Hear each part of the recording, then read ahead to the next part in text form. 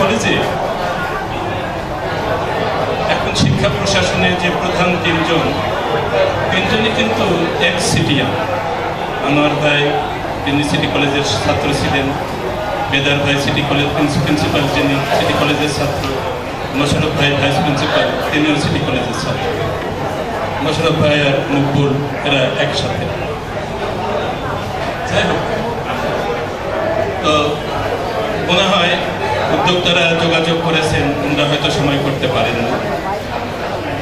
আমি অনুরোধ করব যে 91 বা 93 এই সীমার মধ্যে সীমায়িত না থেকে 1957 সালের কলেজ, আমার চাচা এই কলেজ থেকে 1960 সালে ডিগ্রি পাস করেন।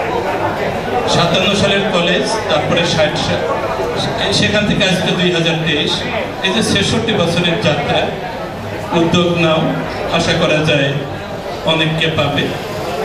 আসলে কলেজ বলতে ঢাকা সিটি কলেজ, আর প্রিন্সিপাল বলতে আমরা একজনকেই বুঝি, তিনি মরহুম মোহাম্মদ হাফিজউদ্দিন।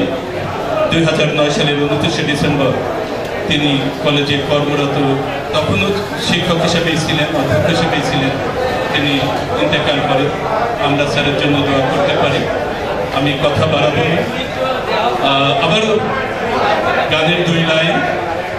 এ দেখাই শেষ দেখা নয় তো, আমার হবে দেখা, এ দেখাই শেষ দেখা নয় তো। ধন্যবাদ।